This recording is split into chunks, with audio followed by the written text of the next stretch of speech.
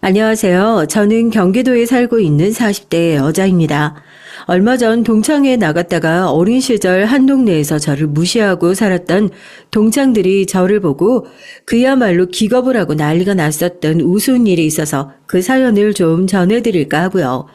옛날에는 그런 애들이 뭐가 무서운지 고개도 못 들고 다니고 눈도 못 맞추고 살았나 싶은데 이제 와서 그렇게 별것도 아닌 일로 겁을 집어먹고 주랭랑을 치는 꼴을 보니 제가 잘 컸나 싶기도 하고 뭐가 됐든지 간에 날 괴롭혔던 사람을 우스운 꼴 만든다는 것은 언제가 됐든 어떤 방식이 됐든 참 통쾌하고 신나는 일이잖아요. 이런 일을 저만 알고 있을 게 아니라 사람들이랑 얘기 나누면 좋겠다 싶어서 냉큼 가지고 와봤습니다. 평범한 아줌마의 글솜씨가 뭐 그리 대단하겠어요. 조금 재미가 없더라도 재미있게 들어주시면 감사하겠습니다. 제 과거가 조금 특이해요. 동창들이 저를 죽도록 무시하고 살았던 데는 이유가 있습니다. 제가 무당집 딸이었거든요. 뭐 어디집 딸이고 어디집 아들이고 해서 그 사람이 무시받을 이유는 절대 없지만 왜 나쁘고 못된 사람들은 그 사람이 처한 환경을 가지고 무시하는 법이잖아요. 무당집 딸이라고 한다면 다 큰 성인들도 너 저 사람이랑 어울려 다니지 말아라 하고 좀 꺼리는 게 보통일 텐데 어린 나이에 애들은 어떻겠어요. 어른들한테 들은 얘기가 있는데 더 꺼리고 멀리하는 게 보통이었죠. 그래서 어쩌면 제가 그런 배경 속에서 더 외롭고 어렵게 컸을지도 모르겠습니다. 하지만 저한텐 그 무당집이라는 곳이 이 세상 그 어느 것보다 따뜻하고 화목하고 행복한 안식처 같은 곳이었어요. 정확하게 얘기하면요. 저희 어머니부터 할머니까지 무당이셨어요. 저희 어머니는 그런 할머니에게 신내림을 받기 위해 찾아온 신딸이었고요. 동네도 후줄근했고 할머니의 신당이라고 하죠. 할머니가 계신 신당이 그렇게 크지도 않았는데 어머니를 포함해서 신딸이 3명이나 있을 정도였으니까 저희 할머니가 꽤나 영험하신 분이긴 하셨나 봐요. 제가 할머니하고 불렀지만 사실 그 당시 할머니가 지금 사연을 쓰는 제 나이보다 조금 더 많은 정도밖에 되지 않았으니까요. 그런데도 그 서슬퍼런 눈하며 인상하며 뭔가 범접할 수 없는 포스라고 해야 되나요? 그런 게 있었어요. 그렇게 다 큰 애를 데리고 와가지고 무슨 우리 집이 어디 동네 고아원인 줄 알아? 안 된다. 당장 돌아가. 네 팔자 네 갖고 와가지고 달고 온 애를 왜 우리 집에다 맡기려고. 네 잘못이니까 네가 알아서 책임져라. 사실 처음부터 저희도 호락호락하게 할머니 집에 살 수 있었던 건 아니었습니다. 할머니 집에 들어가기 전까지 저랑 엄마는 할머니네 집에서 조금 떨어진 동네에 아버지랑 셋이 살고 있었거든요.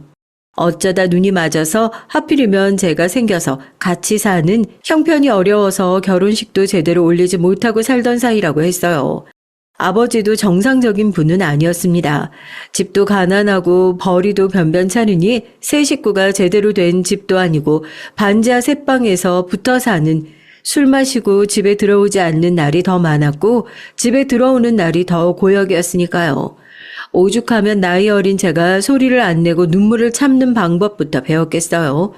크게 소리를 내면서 울면 아버지가 더 크게 화를 내는 것을 아니까요. 손바닥으로 입을 막고 필사적으로 눈물 소리를 안 내려고 참은 거죠. 제가 한 4살 정도 됐을 때 어머니한테 본격적으로 신병이라고 하나요? 이유 모를 아픔들이 왔던 것 같네요.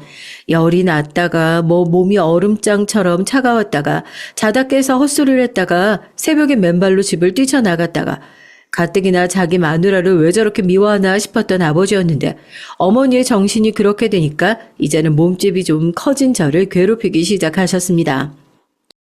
집구석에 붙어있는 것들이 하나같이 정상이 없어. 뭐? 신병? 지랄하고 앉아있네. 그러면 네 딸내미도 좀 점쳐보지 그러냐? 애가 나한테 맞을지 안 맞을지, 왜? 선무당이라 또 그딴 건 눈에 왜 안 보이나 보지? 어머니가 아직도 눈에 핏발이 잔뜩 서서 저를 끌어안고 부들부들 떨며 아버지를 노려보았던 게 생각이 납니다. 그날 새벽에 술에 취한 아버지가 시끄럽게 코를 골면서 골아떨어져 있고 전 그 소리에 잠도 자지 못하고 눈만 껌뻑껌뻑 뜨고 천장을 바라보고 있는데 누군가 제 팔을 툭툭 치는 소리가 들리더라고요. 어머니였습니다. 캄캄한 밤이었는데 어머니가 저를 빤히 쳐다보면서 입에다가 손가락을 가져다 대고 아무 소리도 하지 말라고 쉿 소리를 내면서 저를 조용히 일으키더라고요. 나와서 보니까 저런 옷이 있었나 싶었는데 한복을 곱게 차려입으시고 머리에 기름을 바르고 단정히 묶으신 상태였어요. 손에는 작은 보따리 하나가 쥐어져 있었고요. 그걸 보고 우리가 지금 저 작은 보따리 하나 들고 영영 집을 떠나려는구나. 그 어린 나이에 대강 알게 되었네요. 그렇게 버스를 타고 새벽에 잠깐 찜질방에서 눈을 붙이고 아침에 찾아오게 된 곳이 여기였습니다. 생전 처음 본 엄마의 차림도 무서운데 처음 본 할머니의 얼굴과 화려하게 꾸며져 있는 집안은 얼마나 더 무서웠는지 어디 쳐다보지도 못하고 엄마 옷만 붙잡고 우물쭈물하고 있었어요. 화장실은 왜 또 그렇게 가고 싶은지 다리를 베베 꼬고 있으니까 할머니가 그런 저를 보더니 혀를 끌끌 차면서 팔을 붙들고 화장실 문을 열어주더니 문을 쾅 닫더라고요. 집 바깥에 있는 화장실에서 두 분 얘기하는 소리가 뻔히 다 들려왔습니다. 저 여기 아니면 이제 정말로 갈 데 없습니다. 신딸로 안 받아주실 거면 여기서 일이라도 하게 해주세요. 그 집 구석으로 다시 들어가서 맞아 죽느니 그냥 길에서 객살 팔자인가 보다 하고 여기 근처 돌아다니다 죽을랍니다. 제발 한 번만 도와주세요. 한 번만요. 어머니가 서럽게 우는 소리가 들리는데 저도 볼일 다 봤는데도 화장실 문을 못 열겠더라고요. 한 번도 엄마 우는 소리를 들어본 적이 없었는데 저렇게 서럽게 우는구나 하고요. 저도 왈칵 눈물이 나오는데 습관이 돼서 차마 우는 소리를 못 내고 화장실 문에 등을 기대고 입을 손으로 꾹 틀어막고 우는 소리를 참았어요. 그렇게 울고 있는데 누가 화장실 문을 팍 열더라고요. 할머니셨습니다. 제가 입을 틀어막고 있는 모습을 보고는 혀를 끌끌 차시더니 둘 다 들어오라고 하시더라고요. 방금까지만 해도 절대 안 받아준다. 너 살던 대로 돌아가라 하시던 분이 갑자기 저러시니까 엄마랑 저는 무슨 일인가 싶었죠. 밥 차려주면서 그러시더라고요. 저 불쌍해서 받아주시는 거라고요. 저 조그만 애가 뭘 안다고 벌써부터 입을 틀어막고 울고 있어? 내가 그냥 내쫓으려다가 애 우는 소리가 귀에 천둥치는 소리처럼 들려가지고 받아준 줄 알아. 너도 다행인 줄 알아. 네 애미 아니었으면 네가 무당됐을 팔자야. 네 애민 하여튼 가족 일이라면 지 목숨도 내놓을 인간이니 뭔. 그렇게 할머니와의 인연이 시작됐습니다. 얹혀 사는 것이었으니 사정이 넉넉했을 리 없었지만 그래도 예전에 아버지와 함께 살던 시절을 생각해보면 천국이 따로 없는 생활이었죠. 할머니가 손찌검을 하기를 하나요? 술을 마시고 들어오기를 하나요? 기도를 드릴 때 함부로 들어오면 안 된다. 밥을 얻어먹고 사는 만큼 너도 이 집에서 해야 할 일을 해야 한다. 거의 청소나 잔심부름이 대부분이었지만요. 집에서 지켜야 할 것들만 지키고 살면 등 따뜻하고 배부르게 먹고 살 수 있었으니까요. 마음 편하게 지낼 수 있었기에 저는 더할 나위 없이 만족스러운 생활이었습니다. 제가 할머니가 영어만 해 안 하네 이런 것을 알 수는 없었지만 할머니 집에는 늘상 사람이 끊이지 않았어요. 양복을 차려입은 딱 봐도 지위와 신분이 높아 보이는 분들도 고급스러운 차를 타고 여기를 왔다는 걸 알리기 싫다는 듯이 비밀스럽게 왔다 갔다 하는 날들이 많았고 그런 날이면 전 작은 방에 들어가서 나오지 말라는 명령을 받기도 했었고요. 학교를 들어가기 전까지만 하더라도 저는 그 당시 생활에 정말로 만족하면서 잘 지내고 있었습니다. 사람들과의 접촉이라고 해봤자 악사 선생님들이라고 해서 할머니가 구슬하면 뒤에서 악기를 연주하시는 나이 많으신 분들, 그리고 저희 엄마처럼 할머니에게 무당이 되는 수업이라고 해야 되나요? 그런 것들을 같이 공부하시는 할머니의 수양딸 같으신 분들, 그리고 할머니를 찾아오시는 손님들이 전부였으니까 저를 싫어하거나 해를 끼치는 사람이 전혀 없었으니까요. 오히려 다들 예뻐라 해주셨죠. 아이고, 애라고는 끔찍하게 싫어하시는 줄 알았는데 신당에 이렇게 어린애가 있는 줄 알았으면 과자라도 좀 사올 걸 그랬어요. 어떻게 용돈이라도 좀 줄까? 손님들이 가끔 나서서 용돈이라도 주려고 하면 할머니는 절대 애한테 한 푼이라도 주지 말라고 호통을 치셨죠. 신당에서 복제받기 시작하면 팔자 어그러지는 거 한순간이라고 하시면서요. 나중에 엄마한테 얘기를 들어보니 제가 돌 지나고 나서부터 신병이 왔었다고 그러더라고요. 어떻게든지 신내림을 안 받아보시려고 했었는데 심해진 게 집을 나오기 직전이라고요. 어디 무당집을 갔는데 엄마가 신내림을 안 받으면 무조건 제가 받아야 한다는 얘기를 듣고 그제서야 부랴부랴 제대로 된 무당을 찾아가야겠다 알아보러 다니다가 만나게 된 게 할머니라고 하더라고요. 그래서 그런지 같은 집에 있으면서도 굿하는 것을 쳐다도 못 보게 했어요. 신당에서 무슨 큰 굿이라도 있는 날엔 저한테 용돈을 주시면서 나가서 시장 가서 맛있는 거라도 먹고 오라고 몰래 훔쳐본 적도 있었는데 솔직히 전 잘 몰라서 그런지 그냥 무섭기만 하더라고요. 평소에 엄마 같지도 않고 할머니도 그렇고 뭘 하는 건지도 잘 모르겠고요. 그래서 용돈 주시면 그냥 동네 근처 빙글빙글 한참을 배회하다가 저녁 늦은 시간에 들어오고 그러기만 했었어요. 학교에 들어가고 나서야 제가 어떤 집에서 자란 건지 실감이 되더라고요. 교실 문을 열고 들어갔는데 모세의 기적이라는 말이 뭔지 실감했잖아요. 그 시끄럽던 교실이 순식간에 싸하니 조용해지는 것이 느껴졌죠. 처음엔 호기심, 제가 개화하는 수군거림, 얼마 지나지 않아 경멸스러운 얼굴로 시시각각 친구들의 얼굴이 바뀌어가는 게 느껴졌습니다. 야, 너 무당집 딸이라며? 너도 그러면 귀신 보여? 오, 징그러워 죽겠다. 야, 너 그러다가 얘한테 귀신 올면 어떡할래? 근데 니네 엄마 뭐 무당이라고 하더니 돈은 영 못 보나 보다. 얘 가방 봤어? 귀신이 보이는 게 아니라 애가 하고 다니는 꼴이 거지꼴 같은데. 진짜 웃긴다. 엄마한테 점 좀 열심히 해보시라 그래. 한 동네잖아요. 소문이 얼마나 빨리 났겠어요. 부모 중에서는 아마 할머니의 점집을 다니는 사람도 있을 거고요. 제가 무당집 딸이라는 소문이 한번 돌기 시작하니까 주변에 다가오는 친구들은커녕 저에게 친절하게 대해주는 사람이 하나도 없더라고요. 제 행색이 정말 좋았던 건 아니에요. 엄마가 돈을 그렇게 많이 버시는 건 아니었으니까요. 무당이 꼭 돈을 많이 버는 직업은 아니잖아요. 저희가 거기서 얹혀 살면서 드는 돈도 있을 거고요. 그래도 남들한테 피해를 줄 정도로 나쁜 차림으로 다니진 않았다고 생각했는데 꼬투리를 잡으려면 뭐든 못 잡겠습니까? 그때부터 지독한 괴롭힘이 시작됐어요. 학년이 올라가고 반이 바뀌더라도 소용이 없었습니다. 어딜 가든지 무당집 딸, 귀신 보는 애라는 꼬리표는 지워지지 않고 저를 따라다녔습니다. 학교에서는 말 한마디도 하지 못하는 조용하고 소심한 성격으로 자랄 수밖에 없었죠. 하루 종일 엎드려서 선생님이 들어오시는 수업 시간에만 겨우 고개를 들고 점심시간엔 누가 발을 걸지 않을까 늘 땅바닥만 보고 다니는 신세가 되었죠. 중학교에 올라가고 나서는 도저히 못 견디겠다 싶어서 엄마에게 전학을 가면 안 되냐는 얘기도 꺼내봤습니다. 엄마는 이제야 자리 잡고 조금 안정적으로 살고 있는데 그게 무슨 말도 안 되는 황당한 소리냐고 하더라고요. 저도 엄마한테 그때 짜증을 막 냈어요. 무당이라고 하면서 딸이 학교에 괴롭힘 당하는 것도 모르고 있냐고요. 엄마가 무당이라고 해서 내가 학교에서 애들한테 무슨 짓을 당하고 있는 줄 알기나 하냐면서요. 퍽 난감해 하시더라고요.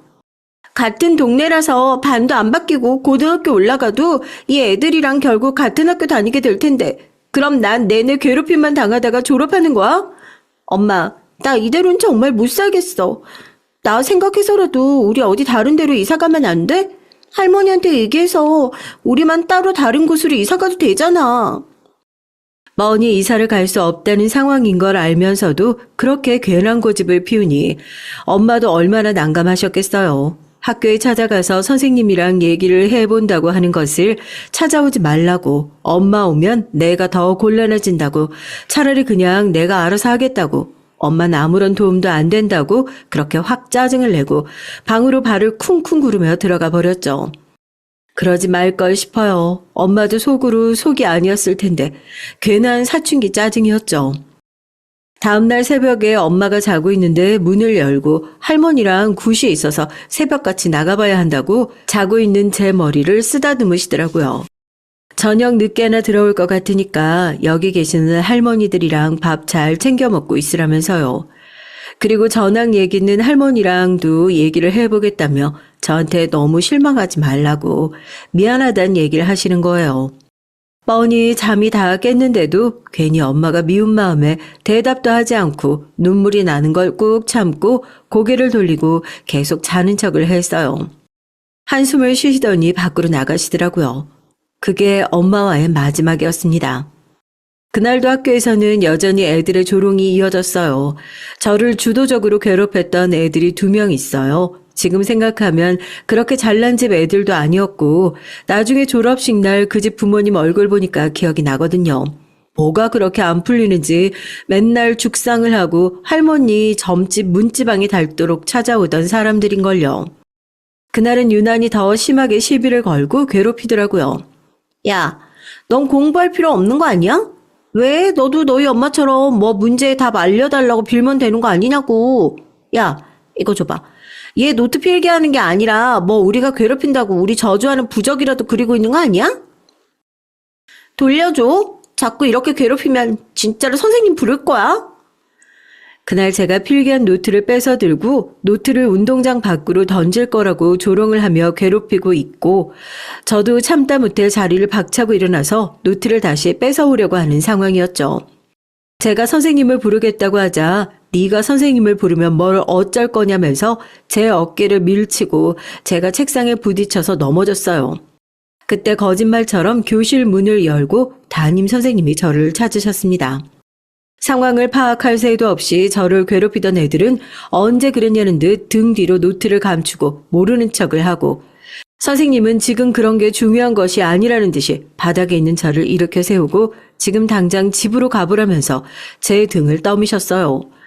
갑자기 이게 무슨 일인지 어안이 벙벙한 저에게 아무래도 어머니께 사고가 생긴 것 같다면서 얼른 가보라고 하더라고요. 정말로 저한테 무슨 신기 같은 게 있어서 제가 괴롭힘을 못 이겨서 선생님을 불러내기라도 한 줄 알았더니 그게 아니더라고요. 엄마의 사고 소식이었습니다. 미친 듯이 달려서 집으로 가보니까 이미 사람들이 발을 동동 구르면서 저를 기다리고 있었어요. 엄마와 함께 같이 일을 하시던 신딸들, 제가 이모라고 부르던 분들 얼굴은 이미 눈물 범벅이 되어 있더라고요. 손을 덜덜 떠시며 제 손을 꼭 붙잡고 택시를 타고 병원으로 가달라고 하셨습니다. 아무런 능력이 없는 저도 알겠더라고요. 집에 없는 할머니와 엄마, 병원으로 향하는 택시, 이 가라앉아 있는 분위기. 아, 우리 엄마한테 무슨 일이 생긴 게 분명하구나 하고요. 이모, 우리 엄마 어떻게 된 거예요? 우리 엄마 어떻게 됐는지 물어봤는데 왜 아무도 대답을 안 해줘요? 어디가 얼마나 다쳤는데요? 뭐 하다가 그런 건데요? 네? 병원에 도착하니 할머니가 저를 보자마자 끌어안고 미안하다며 주저앉아 펑펑 울기 시작하셨습니다. 제가 병원에 도착했을 때 엄마는 이미 세상을 떠난 뒤셨어요. 사고였다고 합니다. 큰 굿이 있어서 할머니와 엄마 2분이서만 배를 타고 가다가 배멀미가 심한 할머니께서 잠시 바람을 쐴 겸 갑판에 나왔다가 갑자기 흔들린 배 때문에 물에 빠졌다고 하더라고요. 엄마는 뒤도 돌아보지 않고 바다에 몸을 던져 물 밑에서 할머니를 받치고 버티고 있었다고 해요. 그 덕분에 할머니는 구급대원들이 도착했을 때 겨우 목숨을 건질 수 있었지만 엄마는 심한 탈수 증세와 저체온증으로 병원에 이송되는 중에 세상을 떠나셨다고요. 얘기를 들으면서도 믿기지가 않더라고요. 예전에 저와 엄마가 할머니의 집에 처음 왔을 때 할머니가 하셨던 얘기가 문득 생각이 났습니다. 네 애매는 가족 일이라면 목숨도 내놓을 팔자라고요. 그 말이 왜 그때 갑자기 생각이 났을까요? 할머니가 참 용한 무당이다 싶더라고요. 어린 딸을 데리고 나와서 죽을지도 모르는 상황에서 자기를 구해 가족으로 받아주신 할머니를 살리기 위해서 뒤도 돌아보지 않고 자기 목숨을 내놓았으니 할머니의 점괘가 딱 맞아 떨어졌구나 하고요. 안 돼요. 우리 엄마 이렇게 가버리면 난 어떡하려고. 난 어떡하려고. 안 돼. 할머니가 어떻게든 다시 살려내란 말이야. 할머니가 어떻게든 우리 엄마 다시 살려내요. 전 할머니를 붙잡고 주먹으로 할머니의 가슴을 치면서 차가운 병원 바닥에 앉아 엉엉 울었습니다. 엄마의 미래까지 맞춘 아무리 용한 무당이라고 하더라도 어떻게 죽은 사람을 다시 살려낼 수 있단 말이에요. 불가능한 일이었겠죠. 그렇게 엄마가 세상을 떠나고 이제는 정말 할머니와 둘밖에 남지 않게 되었어요. 할머니도 그 사고 이후 충격이 크신 모양이었습니다.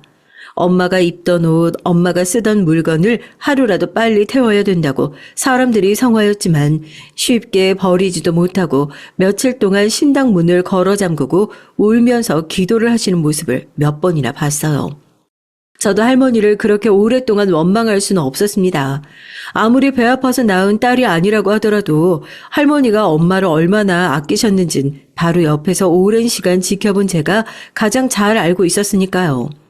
제 얼굴을 볼 때마다 그렇게 강하신 분이 입술을 파르르 떠시면서 고개를 푹 떨구시는 모습을 보는데 어떻게 제가 마냥 할머니를 원망만 했겠어요.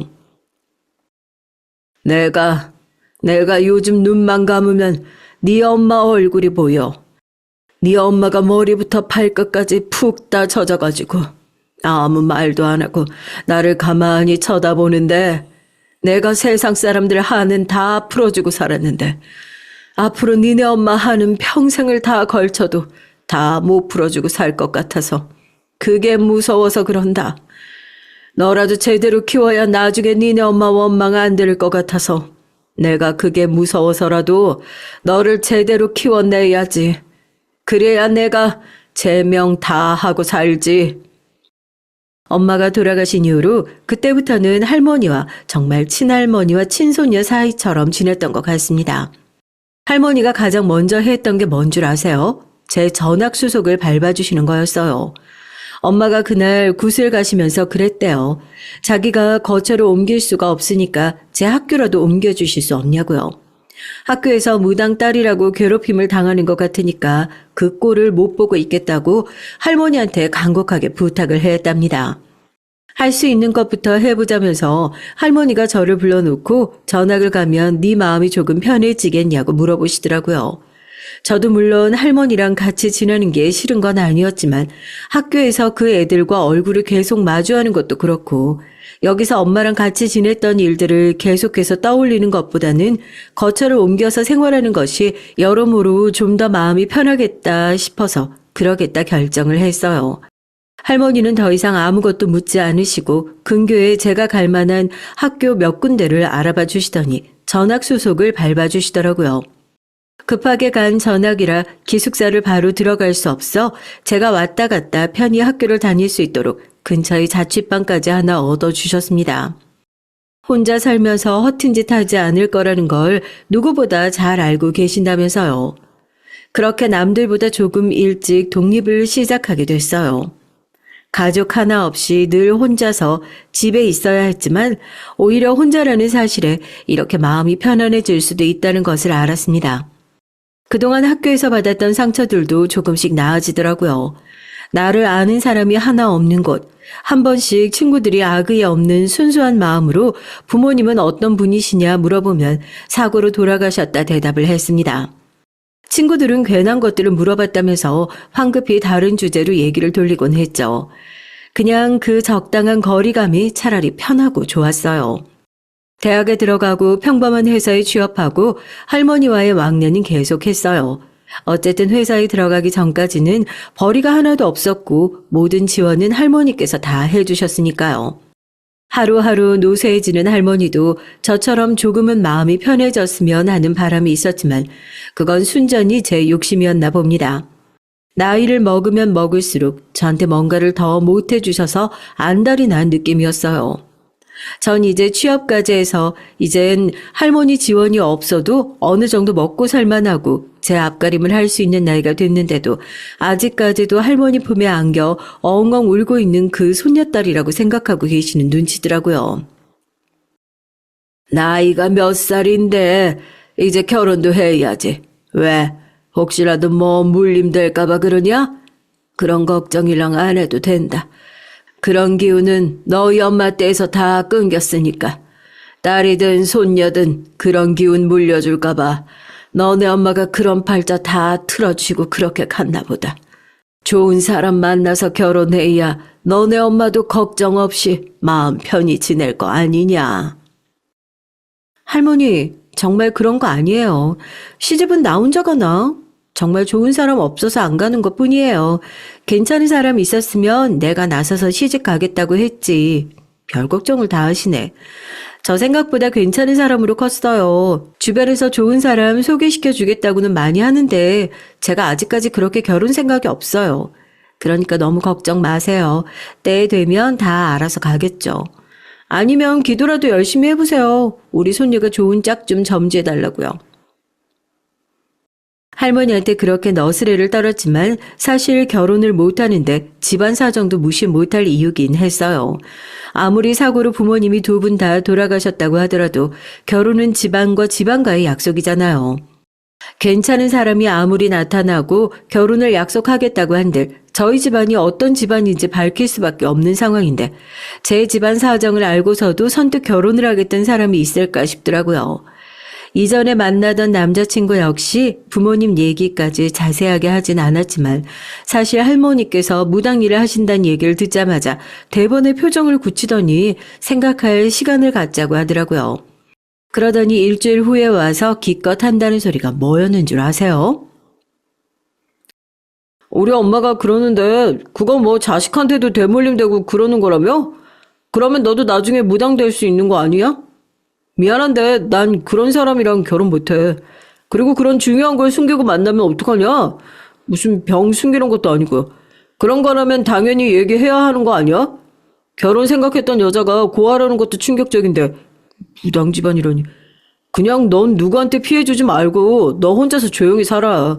그게 맞는 것 같다. 그런 소리를 하면서 이별 통보를 하더라고요. 그때 헤어지면서 저도 충격을 크게 받았나 봐요. 나름대로 많이 좋아했었던 사람인데 남한테 피해주지 말고 혼자서 조용히 사는 게 맞는 것 같다는 소리를 들으니까 머리를 한 대 얻어맞은 것 같더라고요. 아, 나는 누구를 좋아하는 것만으로도 피해를 줄 수 있는 사람이구나. 이런 생각이 들면서 결혼을 해야겠다는 생각이 와르르 무너지더라고요.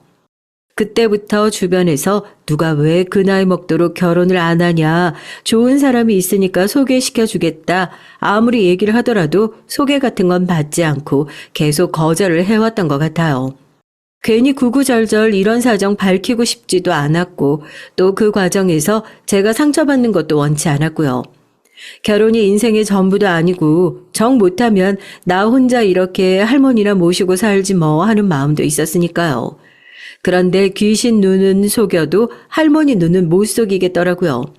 정말로 뭐가 보이시는 건지 아니면 손녀딸의 심란한 얼굴을 그 사이에 읽으신 건진 몰라도 대번에 무당딸이라서 결혼 못한다고 그러냐 하시는데 소름이 쫙 돋는 거 있죠?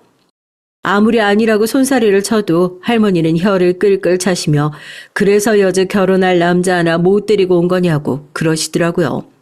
그때 바깥에서 인기척이 들렸습니다. 이때다 싶어서 할머니의 등을 떠밀었어요.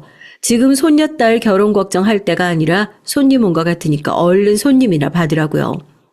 할머니도 잔소리를 더 하시려다가 무릎을 짚고 몸을 일으키셔서 문을 열고 손님을 보시는데 손님 얼굴을 보자마자 제 얼굴을 번갈아 보시더니 얼굴이 환하게 밝아지시더라고요. 뭔가 옳았구나 싶은 표정 있잖아요. 제가 할머니를 그렇게 오래 봤는데도 그런 얼굴은 처음 봤다니까요. 제가 얼른 자리에서 일어나려고 하는데 할머니가 제 손을 잡아 끌어당겨요. 아니 나는 손님이 왔으니까 얼른 나가본다고. 그러니까 할머니가 얼른 앉으라고. 나이가 지긋한 중년의 손님도 이게 무슨 일인가 싶어서 저를 쳐다보시고요. 아들 걱정 때문에 왔을 거 아니야? 결혼도 안 해. 집에서는 자꾸 놔두려고 하고 그러니까 아들 묶어놔야 할 거 아니야. 우리 손녀딸인데 손녀딸이라서 하는 소리가 아니라 여기가 딱 맞아. 그쪽 아들이랑 우리 손녀딸이 그쪽 집에 들어가면 그 집 아들 다시 집으로 들어온다고 할 거야. 중년의 여자분이 어떻게 아셨냐면서 깜짝 놀라며 입을 틀어막더라고요. 그러면서 언제 한번 얼굴도 본 적 없는 제 손을 꼭 부여잡고 정말 결혼만 하면 자기 아들이 집으로 다시 돌아올 수 있냐면서 할머니에게 간절하게 묻더라고요. 할머니가 저한테 그래요. 너도 허튼 소리 하지 말고 제대로 된 가정 꾸리고 싶으면 나가서 딱 3번만 만나보라고요. 사모님 소리 듣고 살 수 있는 건 인생 살면서 이번이 처음이자 마지막 기회라고 그러는 겁니다. 아무리 저희 할머니가 용한 무당이라고 하지만 막상 면전에서 이런 소리를 들으면 얼마나 황당하겠어요. 안부 인사드리러 왔는데 여기서 중매를 서주고 있으니까요. 우리 아들한테는 내가 잘 얘기를 해놓을 테니까 내가 여자 소개시켜주겠다고 하는 게 하루 이틀도 아니고 혹시 모르니까 그냥 만나기만 해주세요. 아유, 부탁 좀 드릴게요. 그쪽 집에서도 나름대로 간절한 사연이 있었나 봐요. 아들이라고 딱 하나 있는데 나름대로 큰 중견기업의 사장인 아버지가 어렸을 때부터 아들을 거의 목을 조르다시피 강압적으로 키워서 반발심이 강해진 아들이 아버지의 뜻을 따르지 않겠다고 계속 집 밖으로 나돌고 사고만 치고 있다고요. 저도 얼떨떨한 상황이지만 그렇게 명함을 받아 얼떨결에 선자리가 잡히게 됐죠. 할머니께서는 2번 다시 안 올 기회니까 나가서 어떻게든지 잘 해보라고 저를 부추기셨지만 솔직히 이런 상황이 부담스럽기도 했고 그렇게 집안이랑 척지고 사는 사람이라면 더더욱 마음이 가지 않더라고요. 그래도 양쪽으로 이렇게 부탁을 하는 상황이니 마냥 거절을 할 수도 없어서 그냥 나가서 일단 시간만 때우고 오자는 마음으로 약속 장소에 나갔습니다. 그때 남편을 처음 보게 됐어요. 남편 역시 억지로 끌려 나온 자리였겠죠. 딱 봐도 시간만 때우고 빨리 일어나겠습니다 하는 얼굴로 앉아있더라고요. 기차 서로 억지로 끌려 나온 자리는 마찬가지인 것 같은데 그냥 시간 낭비 말고 그래도 여기까지 오셨는데 식사만 하고 일어나시죠. 그쪽도 저희 어머니 등살에 억지로 떠밀려서 나왔을 테니까 저도 이 정도 기본적인 예의는 지키겠습니다. 아직도 그때 얘기를 해요. 처음 만났을 때 어찌나 싸가지가 없었는지 모른다고요. 밥을 먹으면서 무슨 얘기를 해요. 그냥 저도 처음부터 그렇게 딱 선을 그어서 말하는 남편이 괘씸하기도 하고 나라고 이 자리가 좋아서 나온 줄 아나 하고 울컥하는 마음이 들어서 저도 여기 좋아서 나온 자리 아니다. 시킨 게 아까워서 밥은 먹고 가겠다. 그렇게 딱 얘기를 하니까 그럼 그쪽은 여기서 뭐하러 나왔냐고 대번에 그러더라고요.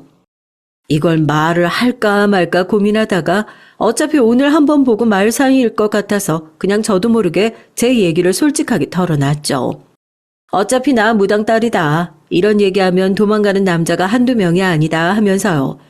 그러면 그쪽도 미래가 보이는 그런 거냐고 그러더라고요. 미래는 안 보이는데 그쪽이 엄청 무례한 건 잘 보이네요. 그쪽 어머니 얘기 들어보니까 아버지랑 싸웠다고 집 밖으로 계속 나돌고 한다면서요? 돌아갈 집이 있으면 감사한 줄 알아야죠, 솔직히. 제 입장에서 봤을 땐 그쪽이 지금 하는 행동 나이 먹고 되게 철없어 보여요. 부잣집 도련님이 믿는 구석이 있으니까 언제라도 다시 돌아갈 때 있으니까 그런 거 아니에요? 진짜로 돌아갈 곳 없는 나 같은 사람들은 절대 그쪽처럼 행동 안 해요. 저도 그때 왜 그렇게 처음 보는 사람한테 버럭 화를 냈는지 모르겠어요. 뭐가 마음에 안 들었는지 몰라도 아버지랑 다툼 때문에 집에 들어가지 않고 나돌고 있는 남편의 모습이 제 입장에서는 되게 철없어 보인다고 해야 될까요? 저는 항상 그 집이라는 게 되게 간절한 사람이었잖아요. 엄마랑 어쩔 수 없이 집을 떠나왔고 거의 인생의 절반 이상을 내 집이 아닌 것 같은 곳에서 자라왔고 지금도 매매가 아니니까 살면서 마음 편하게 지내볼 수 있는 내 집, 내 가족이라는 것을 제대로 가져본 적이 없는 것 같은데 이 사람은 대체 무슨 복을 태어났길래 이렇게 다 가지고 있으면서도 자기 싫다고 내팽개치고 나오는 걸까 하고요. 제 사정을 다 아는 것도 아니면서 그렇게 화를 버럭 내니까 남편도 식사를 하다 말고 자기 얘기를 막 하더라고요. 또 사정을 들어보니까 여기도 딱해요. 남편 위로 형이 하나 있었는데 우울증이 있어서 젊은 나이에 스스로 목숨을 끊었대요. 형이 여러모로 자기보다 뭐든 다 잘하는 사람이었어가지고 그 기대가 다 자기한테 왔다고. 아무리 노력해도 형을 절대로 따라갈 수가 없어서 자기도 괴로워 죽겠는데 가족들은 또 자기가 형처럼 될까봐 전전긍긍하면서도 성에 안 차니까 계속 윽박 지르고 그래서 자기도 마음이 회복될 틈이 없이 그렇게 살았다고요. 이게 서로 다른 환경에서 살아왔는데도 뭔가 이 사람이랑 저랑 굉장히 비슷한 구석이 있다는 게 느껴지더라고요. 서로 으르렁거리던 건 언제인가 싶고 이런 얘기는 술이라도 한잔하면서 해야 하는 거 아니냐고. 그래서 처음 만나는 자리에서 근처 포장마차 가서 소주 한잔 하면서 얘기를 했다니까요. 참나, 그렇게 인연이 또 닿을 줄 몰랐는데 부모님들이 등을 떠밀고 할머니가 등을 떠밀고 할 필요도 없이 저희 몇 번 더 만나고 그렇게 부부의 연을 맺게 됐습니다. 사람 인연이라는 게 그런 거 보면 정말 정해져 있나 싶기도 해요. 서로 마음이 결핍된 부분들이 많이 있어서 그런지 결혼을 하면서 이게 많이 채워졌어요. 부모님이랑 평생 원수처럼 등 돌리고 살 것 같은 남편도 결혼을 하면서 조금씩 다시 마음의 문을 열기 시작했고요. 시부모님은 그런 남편을 보면서 저를 무슨 귀인 대접을 해주셨습니다. 아가, 너 아니었으면 정말 어쩔 뻔했니? 내 자식인데도 평생 못 보고 살까봐, 큰애처럼 그렇게 될까봐 내가 얼마나 마음 졸였는지 몰라. 이제서라도 마음 고쳐먹고 아버지 밑에서 다시 일 배우겠다고. 이게 다 네 덕분이다. 할머니 말씀이 정말 맞았어. 부부의 연이란 게 정말 있었나 보다. 우리한테는 네가 정말 복덩이야, 복덩이. 제가 한 게 뭐가 있다고요. 정문 씨도 그동안 어머님 아버님한테 죄송한 게 많았다고 그러더라고요. 사실 어머님 아버님이 미웠던 게 아니라 힘들어하는 모습 보는 게 힘들어서 피했던 건데 이젠 본인도 제대로 좀 마주하고 열심히 살아보고 싶다고. 전 그냥 옆에서 응원만 해주고 싶어요. 다들 잘 됐으니까 다행이지 싶죠. 정말 그게 맞아 들었는진 몰라도 남편은 결혼을 한 이후에 아버님의 사업을 이어받겠다고 다시 집으로 들어가게 됐어요. 아버님께서도 제가 보는 앞에서 다시는 남편 앞에서 돌아가신 아주버님의 얘기를 꺼내지 않겠다 맹세까지 하시고 그동안 미안해 했다면서 남편을 끌어안고 눈물을 흘리면서 사과까지 하셨죠. 저도 그 모습을 보고 믿기지가 않더라고요. 정말 제가 결혼을 한 이후에 모든 일들이 풀리는 것 같은 느낌이었으니까요. 남편도 항상 저를 칭찬하기 바빴습니다. 당신이랑 결혼하지 않았으면, 당신을 안 만났으면 내가 이렇게 다시 마음 고쳐먹을 생각을 하지 않았다면서요. 아무것도 한 게 없는데 온 세상이 다 제 덕이라 말해주는데 기분이 참 이상하더라고요. 괜히 큰일 한 것 같고 저도 이렇게 사랑을 받을 수 있는 사람이구나 싶어서 뿌듯하고 네가 뭘 필요하다, 네가 있어줘서 고맙다 말하는 진정으로 나를 사랑하는 가족들이 생긴 것 같아서 그게 가장 기뻤습니다. 남편이랑 결혼을 하고 얼마 지나지 않아서 예쁜 딸도 얻었어요. 딸이 돌쯤 되었을 때 솔직히 좀 불안하기도 했죠. 혹시라도 만에 하나라도 엄마에게 왔었던 그 무시무시한 운명이 저에게도 찾아오면 어떡하나 하고요. 엄마도 꼭 제가 이맘때쯤 그 병을 앓으셨단 얘기를 하셨으니까요. 그때는 자다가도 몇 번이나 놀라서 땀 범벅이 되어 벌떡 일어나 무사히 잠들어 있는 아이의 얼굴을 보고 안심하고 잠에 들기도 했습니다. 할머니 말씀처럼 더 이상의 비극은 저희 가족을 덮치지 않는 것 같더라고요. 모든 것이 평화로웠어요. 당신 핸드폰에 문자 온 것 같은데 이 시간에 무슨 일이야? 당신한테 연락도 나오고? 저녁을 먹고 있는데 핸드폰에 진동이 울리더라고요. 제가 워낙 주변에 친구가 없기도 하고 어디 연락 올 때도 없어서 남편이 저렇게 놀라는 것도 이상한 일은 아니었습니다. 문자를 확인하자마자 제 표정이 싸늘하게 굳었어요. 동문의 연락이었습니다. 무슨 문자길래 그렇게 심각하게 확인하냐고 남편이 묻길래 그냥 옛날 고향에서 동문의 연락이 왔다. 안 가도 괜찮은 거다 얘기를 했죠. 남편은 제가 아이를 보느라 그 자리에 가고 싶은데도 못 가는 거라 생각을 했던 모양입니다. 워낙 밖에를 안 나갔으니까요. 애는 자기가 봐도 되고 어머니가 봐주셔도 되니까 오랜만에 고향 내려가서 할머님도 뵙고 오고 친구들도 만나고 시간 보내고 오라고 얘기를 하더라고요. 속으로 망설였죠. 좋았던 기억이 하나도 없기도 하고 내가 여기를 가야 하나 싶었지만 또 남편에게 굳이 옛날 얘기를 꺼내면서 걱정을 시키고 싶지도 않았거든요.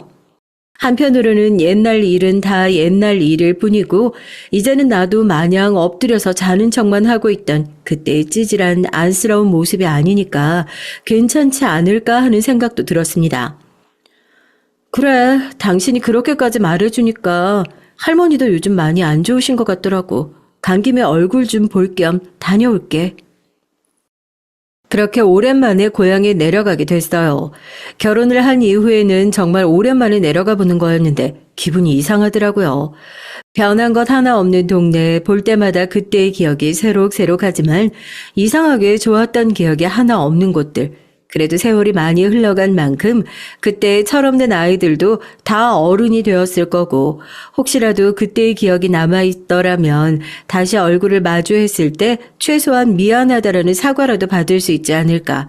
나한테는 아직까지 상처로 남아있던 그 순간들에 대해서 최소한 사과라도 받을 수 있지 않을까 하는 일말의 기대감을 갖고 내려갔던 것도 있었습니다. 저도 과거의 일들은 죄다 털어버리고 새롭게 인생을 시작하고 싶은 마음이 있었으니까요. 하지만 왜 그런 말 있잖아요. 사람은 절대 고쳐 쓰는 거 아니라고요. 문자에 적혀 있는 동창회 장소에 들어가서 아이들의 얼굴을 마주하는 순간 전 이 애들은 예나 지금이나 몸만 컸을 뿐이지 달라진 점이라고는 정말 하나도 없구나 하는 것을 깨닫게 됐습니다.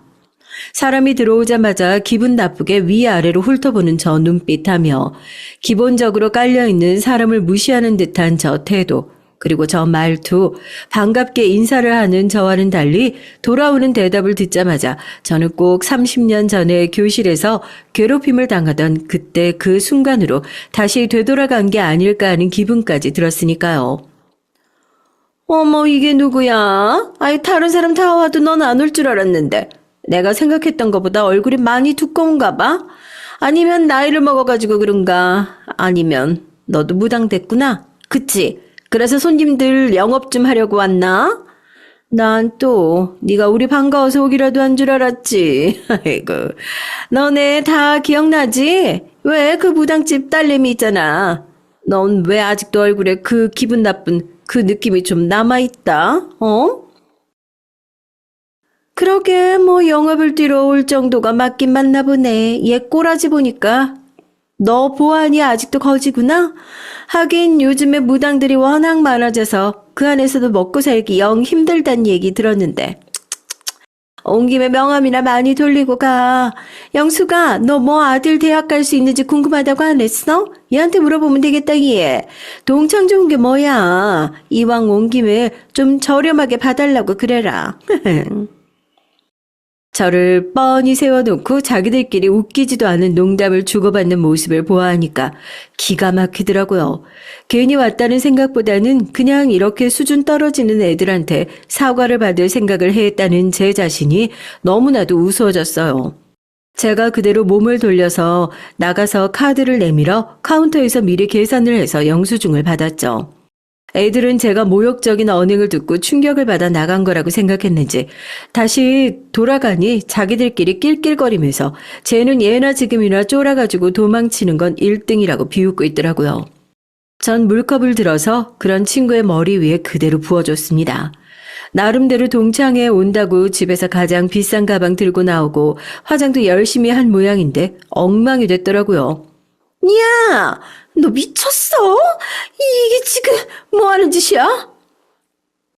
제가 그 얼굴에다가 영수증과 저희 남편 명함을 휙 집어던졌습니다.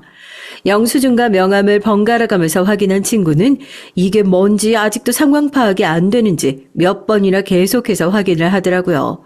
제가 얘기했잖아요. 저 그때 책상에 엎드려서 학교가 언제 끝나는지만 기다리면서 울고 있던 그때 그 한심한 어린애가 아니라고요. 오늘 밥값은 내가 다 계산했어. 앞으로 너희처럼 질 떨어지는 애들 다시는 볼 일 없을 것 같아서 할머니 뵈러 오는 김에 오랜만에 동창들 얼굴이나 볼까 하고 동창회 왔는데 너네는 30년이 지나도 나아진 애들이 어쩜 하나도 없니? 예나 지금이나 참 수준 떨어지는 게 행동하는 건 똑같구나.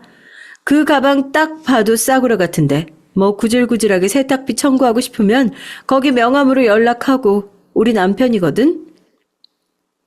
뭐? 이 사람이 네 남편이라고? 말도 안 돼. 땡땡 기업 사장이면 야, 너네 남편도 이쪽으로 뭐 납품한다고 하지 않았어?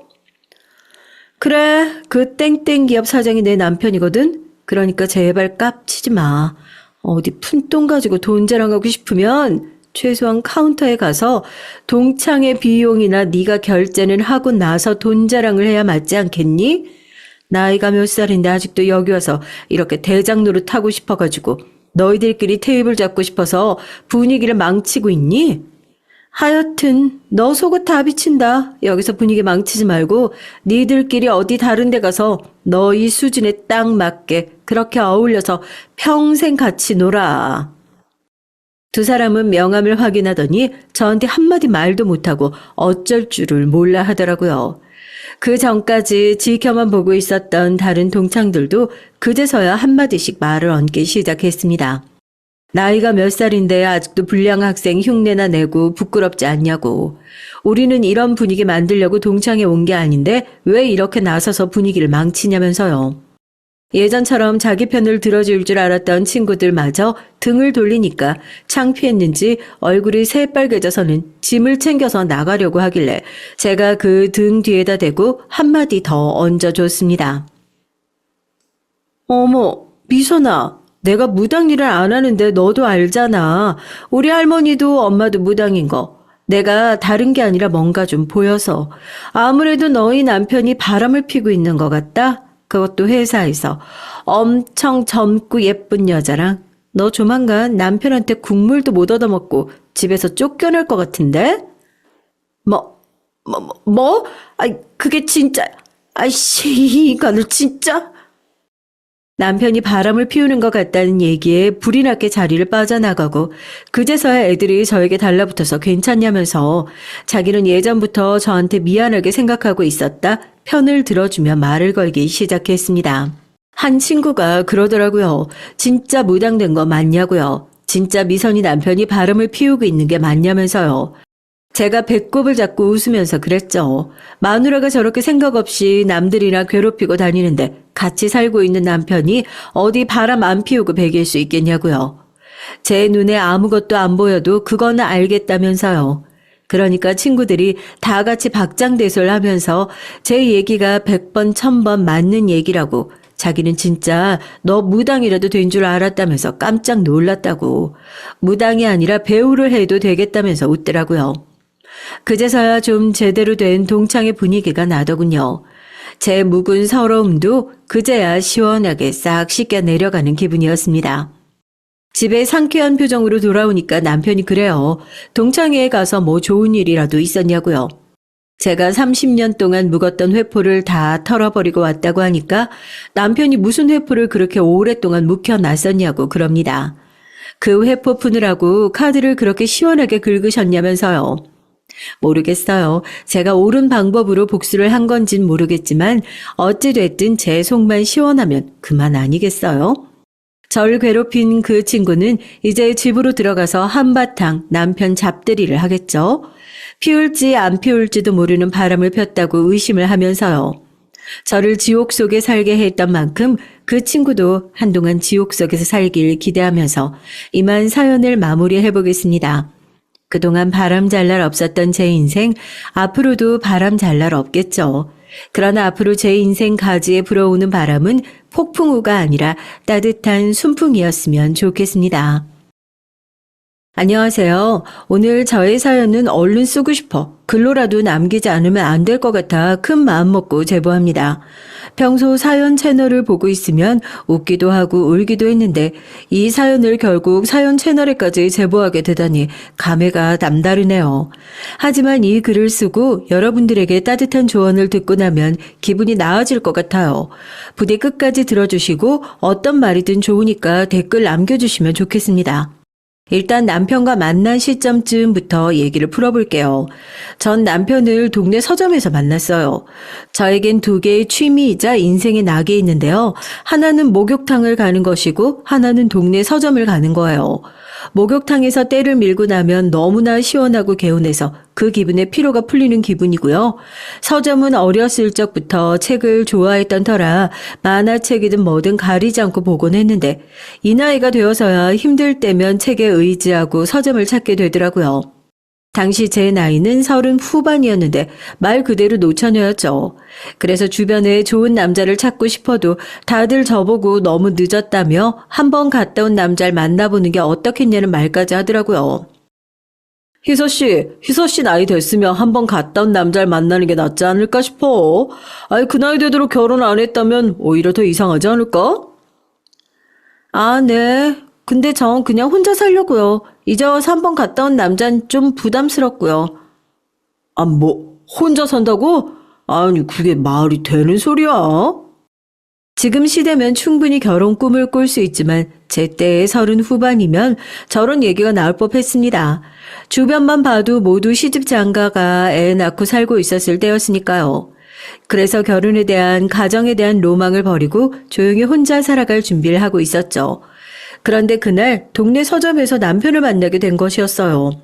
남편은 굉장히 준수한 외모를 지니고 있었기에 저도 모르게 남편 쪽을 흘끗흘끗 쳐다보게 됐는데요. 그러다가 남편이 제 쪽으로 시선을 돌리면 부끄러워서 그만 시선을 돌렸죠.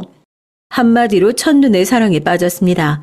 남편이 이 동네 서점을 자주 애용한다는 걸 알게 되고 난 후부턴 매일같이 그 서점에 발도장을 찍게 됐으니까요. 제가 남편을 보는 게 티가 났는지 어느 순간부턴 남편도 저의 존재를 의식하기 시작했어요. 자꾸 저를 흘끗거리며 보더라고요. 그러다 어느 순간 저에게 처음 이렇게 말을 걸더라고요.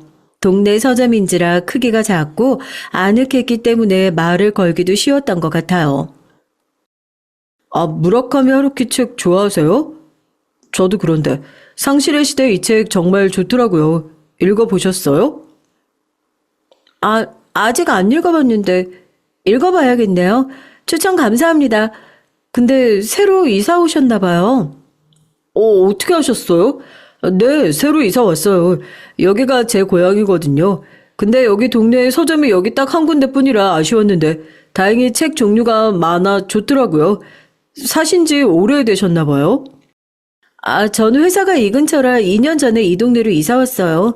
출판업계 회사 다니고 있어요. 남편은 제가 2년 전 정착한 이곳이 고향이라고 하더라고요. 시어머니가 몸이 안 좋아 요양 겸 고향에 내려온 것이라고 했고요. 그때 그렇게 시작된 대화는 시간 가는 줄 모르고 계속 이어졌습니다. 사랑의 힘이란 정말 대단한 것이 남편과 있으면 시간이 참 빨리 가더라고요. 지나고 나면 헤어지는 게 너무 아쉬워서 서로 어떻게든 더 있고 싶어 했죠. 왜냐하면 남편은 제가 좋아하는 요소를 모두 갖춘 사람이었거든요. 콩깍지라고 해도 좋지만 어찌됐건 남편에게서 느껴지는 따뜻한 온기가 참 좋았습니다. 마치 붕어빵 노점 기계 앞에 붕어빵을 사 먹으려고 서 있으면 느껴지는 온기처럼 몸이 노곤할 정도로 따뜻한 사람이었죠. 전 얼른 결혼해서 가정을 꾸리고 싶었어요. 다행히 이 사람도 저와 생각이 같았습니다. 희서 씨, 난 당신과 만나면서 하루하루 흘러가는 게 아까웠어. 더 일찍 만났으면 좋았을 테지만 이제라도 당신 만나 얼마나 다행인지 몰라. 내 아내가 되어줄래? 내 평생 물 한 방울 안 묻히게 해주겠다는 뻔한 멘트는 못하지만 그래도 행복하게 해줄게. 남편은 연애한 지 3개월 만에 저에게 프로포즈를 했고 전 프로포즈를 받아들였습니다. 근데 여기서 난관이 있을 줄은 몰랐네요. 남편이 보살피고 있던 몸이 아픈 시어머니가 절 탐탁지 않아 하신 겁니다. 대놓고 티를 내진 않았지만 저를 보면 혀를 찬다거나 하는 식으로요. 특히 첫 만남에서 제가 편부모 아래서 자랐다는 얘기를 했을 때 그러시는 것에 상처를 받았어요. 뭐? 그러니까 엄마 아래서만 자랐다고? 아니, 아버지는 어떻게 되시고? 아, 저희 아버지는 그러니까 말씀드리기가 좀 복잡하긴 한데 두 집 살림을 하시다가 그만 이혼하셨어요. 어머, 그러니까 아버지가 바람이 나셨다고? 아유, 그래도 여자가 이혼해 혼자 애까지 키운 걸 보니 어머니가 꽤 독한가 보네. 네? 우리 때 이혼은 자식 생각하면 못하는 거였지. 그냥 남편이 바람 나면 바람 나는 대로 견디며 살았으니까. 나도 우리 애 아빠가 몇 번 술집 여자 만나고 돌아쳤지만 다 참았거든. 그러다 결국 이 꼴이 났지만 요즘은 안 아픈 곳이 없다. 허리 마디마디가 다 쑤셔. 아무튼 대단하시네. 시어머니의 직설적인 한마디 한마디가 당황스러웠죠. 전 무슨 말을 해도 돌려 말하는 편인데 시어머니에게는 그런 배려 따위가 아예 없었습니다. 그냥 어떻게든 저를 마음에 들어 하시지 않는 티를 내시기 위해서 최선을 다하시는 느낌이었어요. 아까 마음 많이 상했지? 미안해. 내가 우리 엄마 잘 말릴게. 당신이 상처받았을 거 생각하니까 너무 불편하더라. 나중에 남편이 쩔쩔매며 이런 말로 달래주었는데도 찝찝함은 가시지 않았습니다. 하지만 당신은 남편을 사랑했던 터라 어쨌건 이 사람밖에 없단 생각으로 결혼을 했고 전 회사를 그만두고 남편의 일을 도와주게 됐어요. 남편은 근처 작은 중국집을 하고 있었는데 얼른 동네에서 자리를 잡고 싶어 했거든요. 그래서 제 도움이 필요하다고 했고요. 저는 흔쾌히 알겠다며 수락했습니다. 그런데 문제는 남편이 분가를 하면서 원래 살던 집에 시어머니 혼자 남게 되셨으니 남편은 그것이 마음에 좀 걸렸던 모양이에요. 보통 일 끝나면 기진맥진해서 저는 집에 들어가 좀 쉬고 싶은데 남편은 시어머니를 잠깐 보고 오겠다고 하더라고요. 여보 힘들면 당신은 먼저 들어가 쉬어. 난 그냥 어머니 얼굴만 보고 올 테니까. 어떻게 그래. 어머니 또 당신만 보내면 나 안 온다고 한 소리 하실 텐데. 오늘은 안 가면 안 돼? 아, 그건 좀 곤란한데. 엊그제도 다녀왔잖아. 엄마가 안 오면 또 다그치고 전화하고 난리라서 그래. 알잖아, 우리 엄마 성격. 당신이 좀 이해해 줄 수 없어? 그 일로 한 번도 안 싸웠던 남편과 몇 번 싸우기도 했어요. 결국 남편 혼자 보내기가 그래서 어쩔 수 없이 저도 몇 번 동행했는데 그때마다 피곤해 죽겠는데도 시어머님 뭐가 마음에 안 드시는지 자꾸 입을 대시더라고요. 제 얼굴이 왜 이렇게 피곤해 보이냐.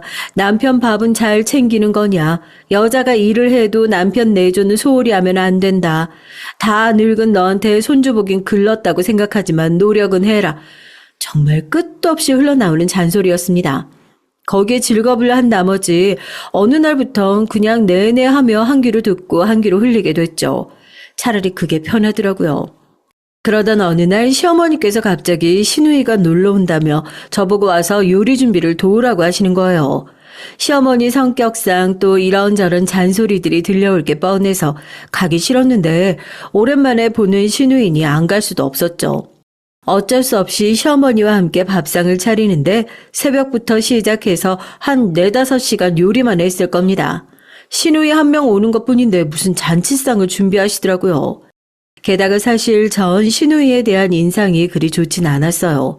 하필 저희 친정언니가 결혼식 날 시누이가 저에 대한 뒷담화하는 걸 들었거든요. 자기 오빠가 더 아깝다나 하는 식의 뒷담화였는데 기가 막히더라니까. 아니 왜 하필 이쁘지도 않은 나이 많은 여자를 데리고 왔는지 모르겠다며 뒷담화하는데 진짜 내가 결혼식만 아니었어도 그걸 콱 대놓고 따질 뻔했어. 솔직히 그러는 네 신랑은 뭐 정우성이냐? 대단히 빼어난 조건도 아니면서 왜 벌써부터 시누이 노릇하려는지 모르겠다. 웃겨 정말. 듣고 나서 저도 어이가 없어 기분이 확 상했는데요. 그래서 그때부터 남편에겐 따로 말하지 않았지만 시누이에 대한 인상이 그닥 좋은 편은 아니었답니다. 그날 오후 2시쯤 약속된 시간보다 2시간 늦게 시누이가 도착을 했는데요.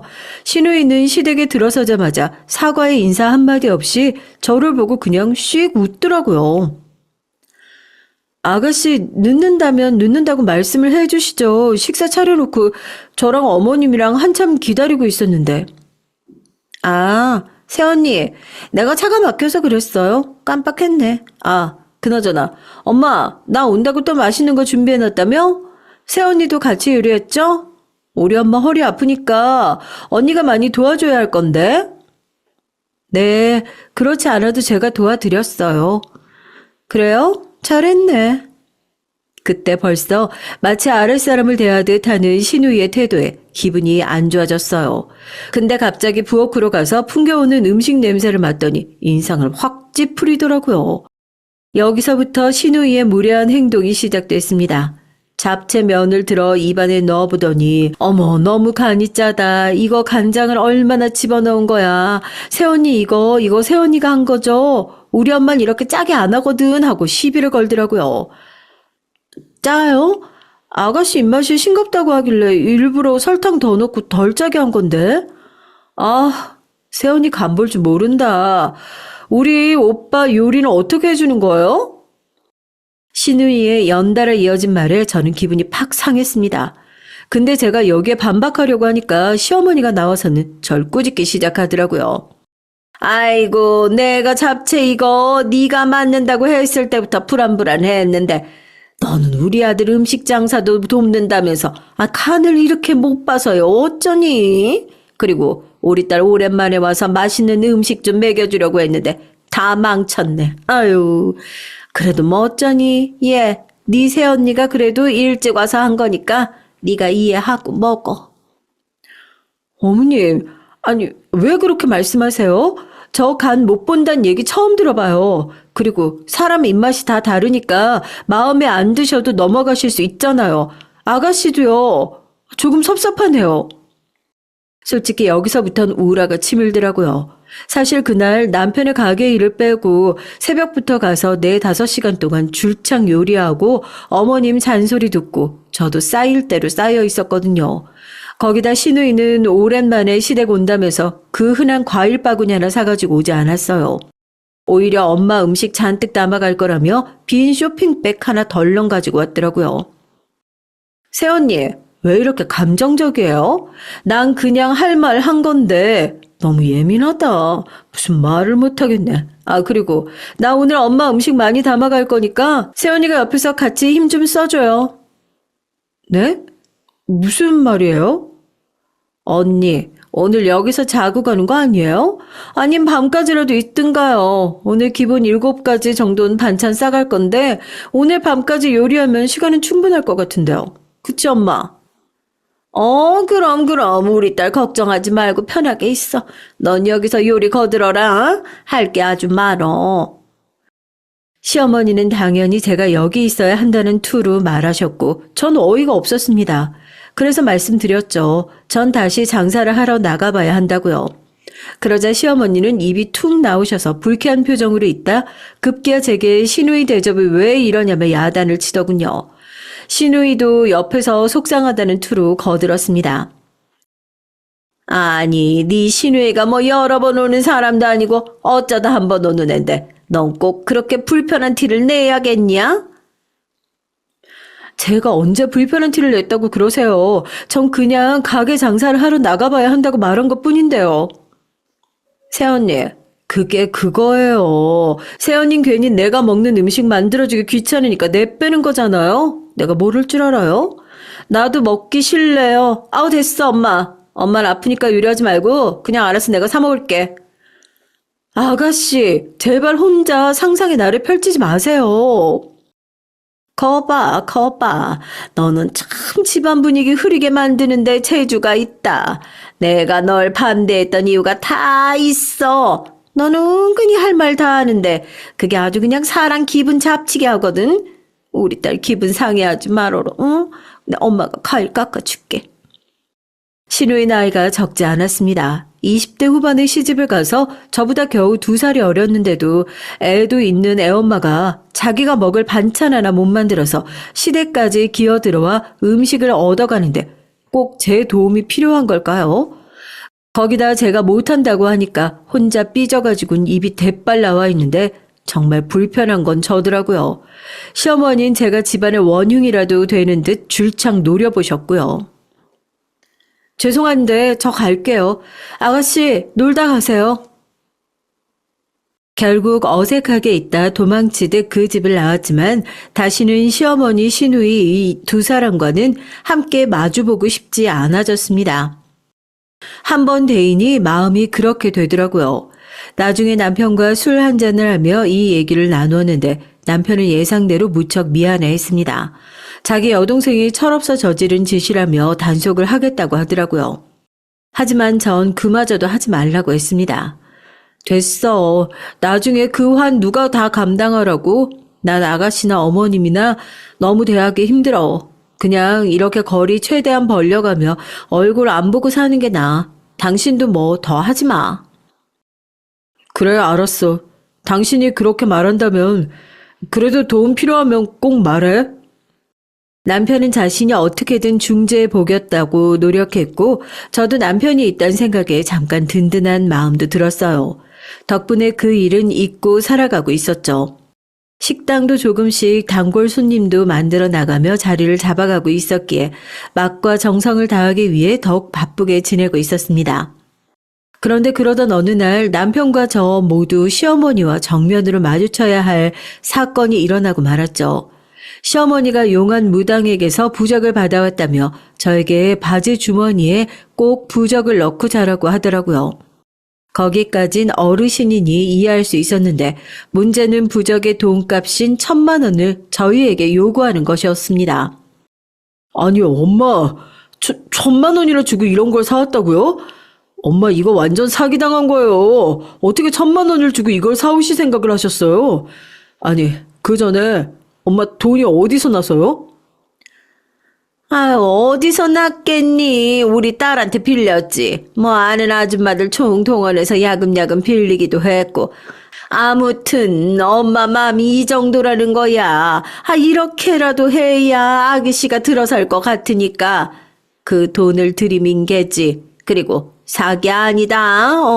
아주 용한 무당이야. 내가 아는 몇 사람도 이 무당한테 갔더니 얘가 들어섰어. 소문이 벌써 그냥 파다해. 근데 엄마가 능력이 없잖니. 돈은 너희들이 내줘.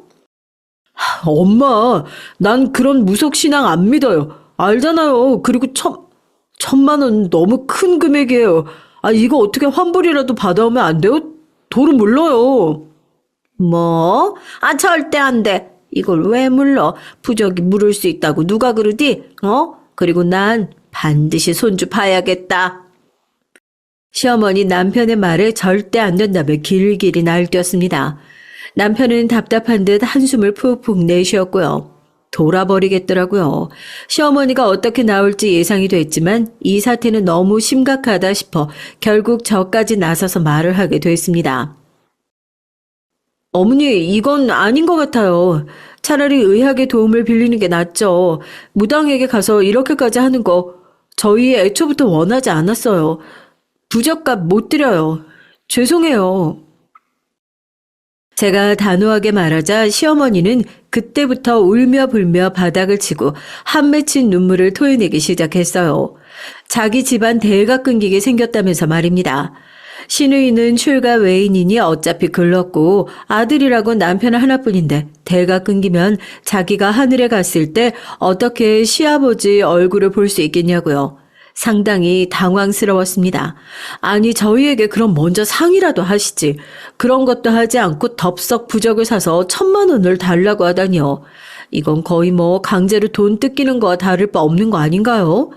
남편은 안 되겠다 생각했는지 여기서 강경하게 자기는 이 돈 주고 절대 부적 못 산다고 못을 박았고 저도 남편을 따라 일어나게 됐어요. 근데 그때부터 시작이었습니다. 시어머니는 계속해서 전화로 줄기차게 돈을 요구하시는 거예요. 급기야 집에 찾아와 들어 누우셨어요. 부적은 절대 버릴 수 없고 환불도 안 되니까 일단 다달이라도 돈을 갚으라고 하시더라고요. 그런데 그때 저희 친정 엄마가 놀러와 계셨습니다. 항상 저희 신혼집을 궁금해하셔서 제가 며칠 편히 있으라고 했거든요. 친정 엄마는 이 사정을 모르고 계시다 시어머니의 목소리에 벌떡 놀라 침대에서 일어나 바깥으로 나오셨습니다. 아니, 사돈, 이게 무슨 말이에요? 아니, 무슨 부적이고 돈은 무슨 돈이요? 엄마, 그게 내가 나중에 설명할게. 아니, 나는 지금 설명 들어야겠다. 사돈, 이게 무슨 말씀이세요? 네, 마침 잘 오셨네요. 어차피 우리 며느리 자궁이 너무 늙어서 정상적인 아들 생산이 불가능한 상태잖아요. 그래서 제가 용한 무당의 도움을 좀 빌렸습니다. 근데 아들놈이고 며느리고 제가 괜한 짓을 벌였다고 하네요. 돈도 못 주겠다고 하고 부적을 버리라고 하는데 세상에 이런 원통할 일이 다 있을까요? 아이고, 사돈도 제 나이 때 사람이니 제 심정 아시겠죠? 솔직히 저야 늙어 빠진 며느리 원망하고 싶지만 이미 들인 거 도로 반품할 수도 없고 참 착잡합니다. 여기서 저희 친정엄마는 말문이 막히셨어요. 시어머니는 직설적인 화법을 그대로 여기서도 고지곧대로 발휘하셔서 친정엄마를 기가 막혀 하다 못해 말문이 막히게 하시더라고요. 엄마는 화가 단단히 나셨는지 한숨을 푹 쉬더니 제 남편을 바라봤습니다. 남편에게 책임을 물으시려는 것이었죠. 하지만 전 남편 잘못이 아니라는 걸 알았기에 대신 변호하려고 했어요. 근데 친정엄마가 갑자기 버럭 소리를 질러버리셨답니다. 저도 깜짝 놀랐어요. 사돈, 제가 이렇게 큰 소리 내본 적은 정말 처음 있는 일이지만 지금은 저도 어렵게 자식 키운 입장에서 한마디 할 수밖에 없겠네요. 늙은 며느리요? 그럼 사돈 아들은 나이가 젊습니까? 둘 다 나이 든 건 똑같은데 왜 우리 딸한테만 늙었다 하시는 거예요 대체? 그리고 부정 얘기, 제가 들어도 사돈이 잘못하신 건 맞네요. 왜 아이들이 부탁하지도 않은 걸 멋대로 처리하시고 그 돈을 왜 꾸준 애들한테 물어달라고 하시는 건가요? 전 사돈이 하는 행동이며 말이며 도무지 이해가 안 되네요. 일단 저희 딸한테 하신 말은 당장 취소해 주셔야겠습니다. 뭐라고요? 아이고, 아니, 역시 내가 이럴 줄 알았어. 여인네가 독해가지고는 저기요, 사돈. 남편이 바람나서 혼자 딸 키우시더니 성질머리만 독해지신 거 아니에요? 응? 어따 대고 훈계예요? 내일은 내가 알아서 합니다. 그리고 늙은 며느리 시집 보내셨으면 고마운 줄 알아야지. 지금 누가 위고 아래인지를 모르겠어요? 뭐요? 지금 제가 아래라는 거예요? 아이 그럼 당연하죠. 당연한 건 뭘 물어묻기를. 엄마, 제발 그만 좀 해요. 여보, 내가 우리 엄마 데리고 나갈게. 미안해요, 장모님. 죄송합니다. 죄송합니다. 정말 죄송합니다. 친정 엄마와 시어머니 싸움이 격렬해지자 남편이 타이밍 좋게 끊었어요. 저도 감당할 수 없는 열기에 머리가 지끈거리고 있었죠. 그럼에도 엄마가 저를 대신해 저렇게 시원한 사이다 발언을 해주신 것에 대해선 속이 후련했습니다. 아주 통쾌했고요. 참고로 저희 친정 엄마는 유치원 원장님으로 오래 일해오셨고 저 성격이 비슷하세요. 뭐든 조심스레 말씀하시는 편이고 하다못해 입은 옷을 환불하시는 것에도 민망해하시는 분이죠. 힘들게 저희를 키워야 했기에 생활력은 강해지셔야 했지만 성격 자체는 유순하신 분이에요. 그런 분이 시어머니가 가고 나서도 한참을 씩씩거리며 시어머니 욕을 하셨답니다. 전 그게 나름 웃겼고요. 네 시어머니 저 정도 인간일 줄은 몰랐다. 아주 저급이야 사람이. 내 평생 온갖 진상들을 경험해봤다고 생각했는데 또 니네 시어머니 같은 사람은 새롭네.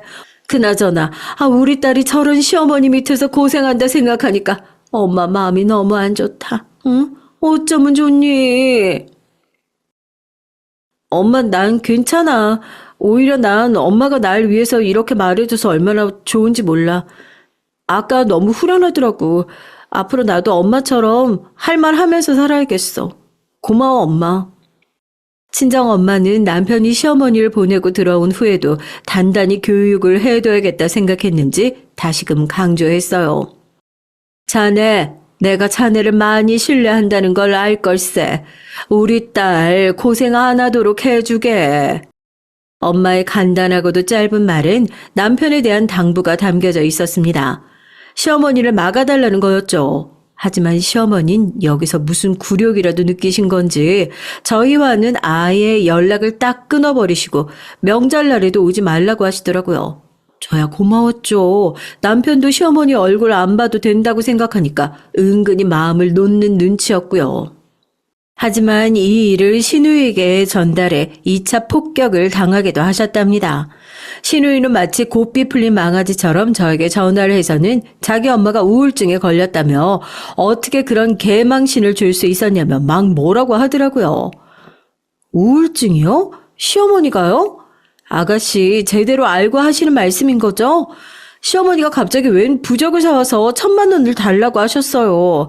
상당수는 아가씨에게 돈을 빌렸다고 하던데 저희는 갚아줄 생각이 없으니까 아가씨도 잘 설득해 주세요. 생각 잘 하셔야 할 거예요. 여기서 신우이가 말문이 막혔죠. 자기도 돈 못 받는다 생각하니 그건 또 안 되겠는 건지 전화를 조용히 끊더라고요. 아마도 부적은 공중에 날아간 듯 했습니다. 그런 것도 환불이 되는 건지 모르겠지만 아무튼 그 뒤로 부적은 보이지 않았으니까요.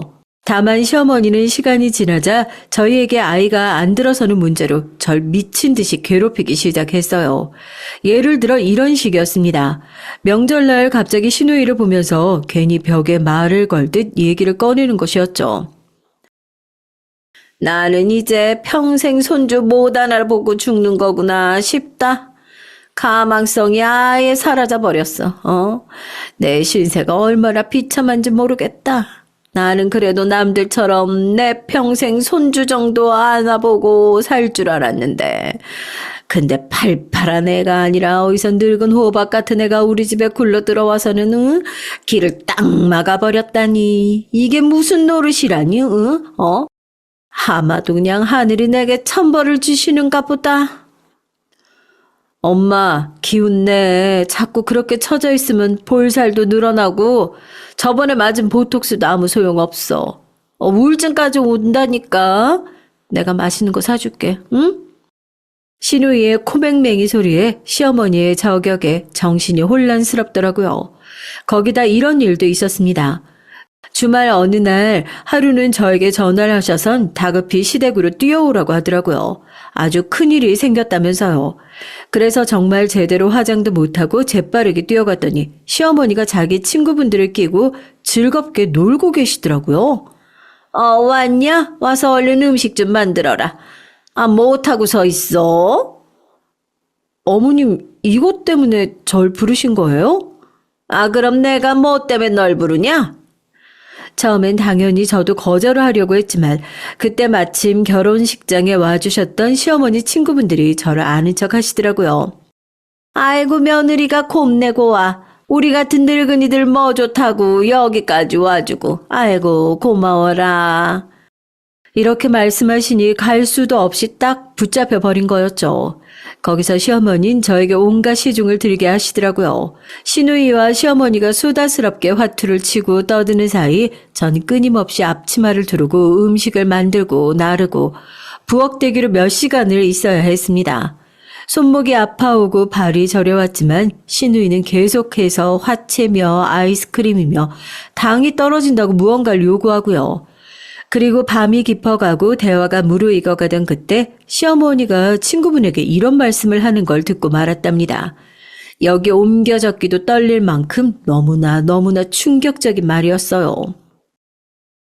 순자야, 나는 있잖아. 쟤가 너무 미워. 아주 미워 죽겠어서 이렇게라도 젤 부려 먹지 않으면 내 속이 타들어갈 것 같다니까? 아이고, 그래도 며느리 너무 무시하고 그럼 천벌 받아. 그러지 말어. 천벌은 이미 받고 있어. 전은을 집에 들인 것부터가 천벌이지 뭐. 다른 게 천벌이니? 나는 초년이 아주 그냥 가끔은 어떻게 됐음 싶다니까. 아니 우리 아들이 바람이라도 나든지. 아유, 왜 우리 아들은 이리 멍청하게도 착해 빠진 건지.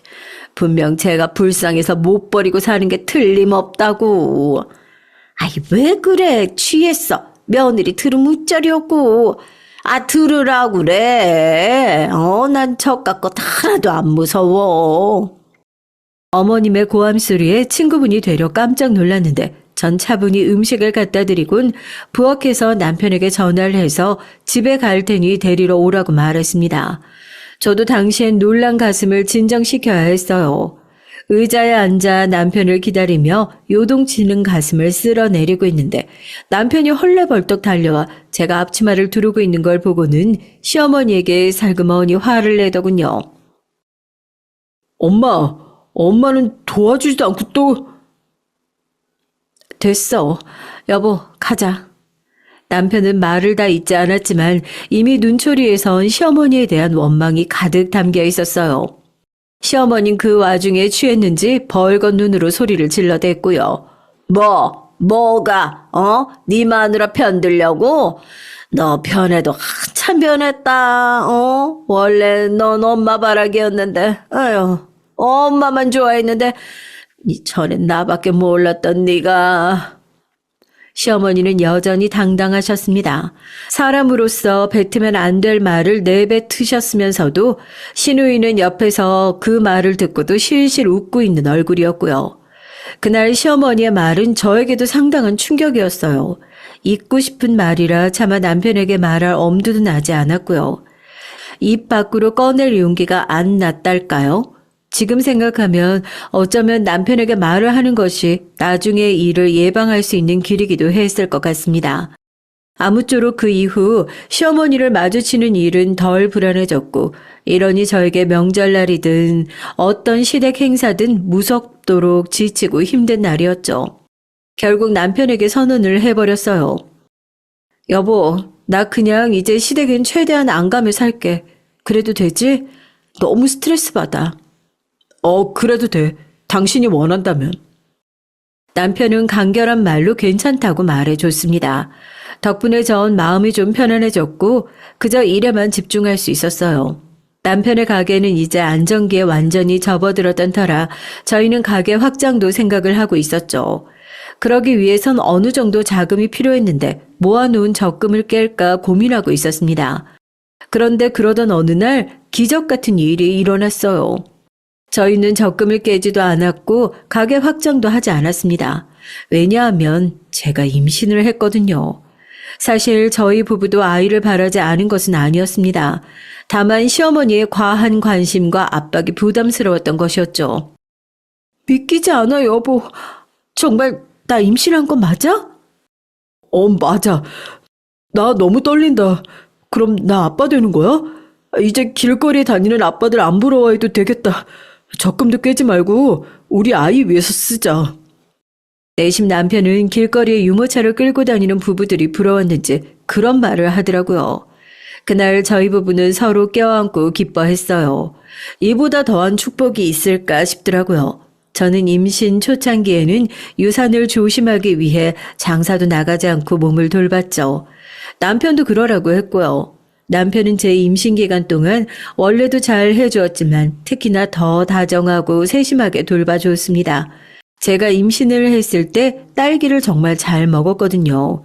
평상시에는 과일을 별로 좋아하지 않았는데 이상하게 아이를 임신하자 과일이 엄청 땡기더라고요. 여보, 조금만 기다려. 내가 지금 복숭아 사가지고 들어가는 길이니까. 복숭아를? 아니, 여보 또 어디 멀리까지 가서 사온 거지? 못 살아, 정말. 당연하지. 우리 여왕마마 드실 건데 가장 좋고 비싼 걸로 사가야지. 남편은 정말이지 지극정성이었고 아직도 이때 생각하면 고마워요. 근데 한 가지 고민이 생겼습니다. 이 얘기를 시어머니에게 전해야 할지 말입니다. 사실 전해야 하는 게 당연했지만 워낙에야 감정이 좋지 않았으니 말하기도 꺼려지더라고요. 당시 시어머니는 아들과 멀어져 섭섭하다며 시골에 계신 친척분들 집에 가 있었는데요. 언제고 알게 될 사실일 것 같아 전 임신 중기에 알리게 됐습니다. 뭐? 아유, 정말이냐? 아니, 임신을 했다고? 네가? 세상에 세상에 내가 절에 가서 기도를 그렇게 했던 게 먹혔나 보네. 아이고 이를 어쩜 좋냐. 아유 일단 주변 사람들에게 당장 알려야겠다. 언니 일로 좀 와봐. 시어머니는 그야말로 눈물까지 흘리며 임신 소식을 기뻐하더라고요. 그러면서 은근슬쩍 첫 아이니 아들이어야 한다고 말씀하시는데 거기엔 침묵으로 일관했습니다. 시누이 또한 시어머니에게서 소식을 들었는지 전화로 축하한다고 말을 하더군요. 마지못해 하는 눈치였지만 진심으로 한 말이라 여기고 받아들였어요. 근데 덧붙인 말로는 참으로 시누이다웠죠. 고마워요, 아가씨. 근데 새언니, 출산 엄청 아픈 거 알죠? 아마 죽을 듯이 아플 건데 경험상으론 아마 딱 죽는 게 낫겠다 싶을 정도로 아프더라고요. 아, 그래요? 주변에서 아프다고들 많이 하더라고요. 그래도 우리 아이 낳는 거니까 참고 어떻게든 건강하게 낳아야죠. 네. 그리고 제가 육아 선배로서 충고하자면 육아도 정말 힘들어요. 잘 수 있는 시간도 별로 안 되고 돈은 또 얼마나 드는지. 전 가끔 애 낳은 걸 후회한다니까요. 얘네만 없으면 내 시간이 더 생길 텐데 하고요. 네, 그래도 전 어렵게 아이 가진 거라 감당할 수 있어요. 아이는 축복이잖아요. 임신한 사람에게 할 말은 아닌 것 같은 부적절한 말들을 참으로 많이 하더라고요. 그의 남편이 그만하라며 저지시켰습니다. 여기서 시어머니가 시누이 편을 들지 않은 것이 평소와는 다른 현상이었네요. 그렇게 임신 막달이 되어 손발이 퉁퉁 붓고 우리 아이가 세상에 나갈 준비가 되었을 때 전 산부인과에서 딸아이를 무사히 건강하게 출산할 수 있게 되었답니다. 그런데 시어머니는 딸이란 사실에 몹시 못마땅해 하셨어요. 옛날 분이니까 그러려니 하려 했지만 정도가 심하셨죠. 옆에 저희 친정 어머니도 계셨는데 아이를 낳고 집에 와 있던 제게 그러시더라고요. 전 당시 산후통이 심했는데 배가 콕콕 쑤셔 손과 발이 다 아프고 진통제까지 먹어야 할 정도였어요. 너 조리원인지 거기서 비싼 돈 주고 조리 받았으면 됐지. 뭐하러 사돈까지 불렀니? 아이고, 딸 낳은 게 뭐 별거라고 이런 유세를. 아이고. 저는 괜찮은데 왜 그렇게 말씀하세요? 저희 딸이 출산했을 때 몸이 많이 안 좋았잖아요. 심지어 조리원에서도 벌벌 떨며 아팠다고요. 지금 한창 산후통이 있을 때예요. 그러니까 사돈, 자꾸 그런 말씀 하실 거면 가세요. 왜 여기 와선 아프네 염장을 지르세요? 엄마가 옆에서 칼같이 막아주니 대꾸할 필요가 없어서 좋았습니다. 전 몸 상태가 너무 안 좋아 정신이 혼미할 지경이었거든요. 친정 엄마가 옆에 와서 간호를 해주니 눈물이 날 정도로 든든했습니다. 여자들이 아이를 낳으면 호르몬 변화 때문인지 감정이 기복이 심해진다는데 저도 우리 아이를 낳고 난 후 여러 가지로 눈물이 많이 났거든요. 아이를 낳은 건 분명 감사할 일이지만요. 그런데 산후통을 그렇게 심하게 앓고 있던 와중 친정 엄마께서 잠시 집에 돌아가야 할 일이 생겼습니다. 이모가 엄마 집에 와서 계셨는데 화장실에서 미끄러지시는 바람에 뼈가 틀어졌다고 하더라고요. 엄마가 이모도 봐줘야 할 처지가 된 거죠.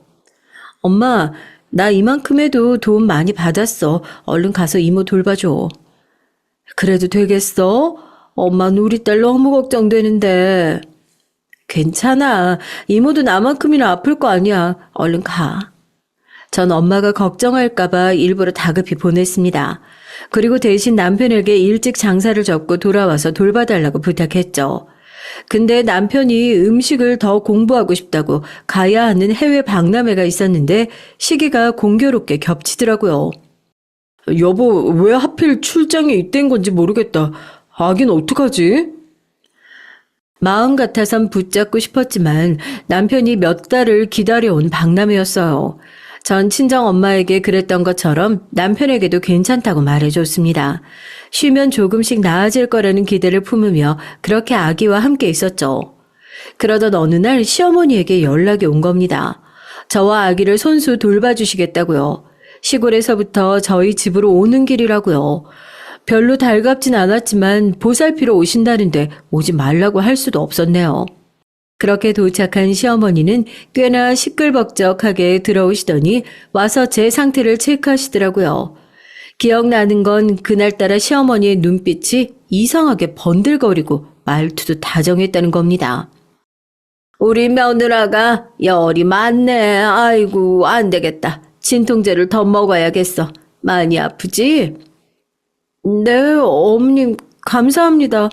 안 오셔도 되는데 시골에서 여기까지. 안 오기는 네가 아프다는데 내가 와야지. 아이, 우리 아기도 봐줘야 하고. 평소라면 절대 안 할 것 같은 말들을 하시는데 좀 이상했어요. 그날따라 시어머니는 한 번도 손을 대지 않던 집안일을 하시고 아기도 귀여워해 주시더라고요. 평상시엔 아기를 본 척 만 척 했거든요. 어떤 심경의 변화라도 있으신 건가라는 생각을 했습니다. 그러다 밤이 되면 통증이 더 심해져서 끙끙거리고 있는데 시어머니가 미숫가루를 한 잔 타주겠다고 하시더라고요. 전 냉장고에 친정 엄마가 이미 해주신 죽이 있어서 그걸 데워 먹으면 된다고 했는데도 자신이 탄 미숫가루를 먹어보라고 하시더라고요. 내가 동네 아줌마한테 물어보니까 미숫가루가 산후통에 좋다는 소리가 있더라고. 미숫가루가요? 처음 듣는 소린데. 아유, 미숫가루가 얼마나 보약 같은 음식인데, 넌 여태 그걸 모르니? 타줄 테니까 먹어봐. 아마 먹고 나면 통증이 귀신같이 사라질 거다. 시어머니는 음흉한 미소를 지으며 부엌으로 가더니 생각보다 빠른 시간 내에 미숫가루를 타왔어요. 정 꽤나 큰 컵에 담긴 미숫가루를 받아들였고 마음속으론 죽이 더 먹고 싶었지만 일단 만들어 주신 거니까 입을 대려고 했습니다. 그런데 그때 아기 울음소리가 들리더라고요. 배가 고픈 모양이었어요. 전 아픈 몸으로 일어나 아기부터 살폈죠. 그리고 다시 미숫가루가 든 컵을 잡는데 갑자기 급하게 문을 따고 누군가 들어오는 소리가 들렸습니다. 출장 간 남편일 리가 없는데 누구지 하고 문 쪽을 돌아보자 남편이었어요. 신발도 벗지 않고 헐레벌떡 저에게 달려오며 소리를 지르더라고요. 여보, 그거 먹지 마. 절대 먹지 마. 어? 먹지 말라고 절대. 남편은 심지어 제게로 다가와 그 컵을 던져버리고 시어머니를 밀기까지 했어요. 단숨에 컵에 담겨있는 미숫가루가 바닥에 흩어졌고 시어머니는 사색이 되어 무슨 짓이냐고 했죠. 저 역시 영문을 몰라 남편을 쳐다봤습니다. 당신 출장 간 거 아니었어? 아니 여길 어떻게 온 거야? 어떻게 오긴. 나 진짜 매부 아니었으면 죽어도 모를 뻔했어. 엄마, 어떻게 이러실 수가 있어요? 어떻게 내 마누라한테 그런 짓을 할 생각을 해요? 엄마가 사람이에요? 악마지 이건.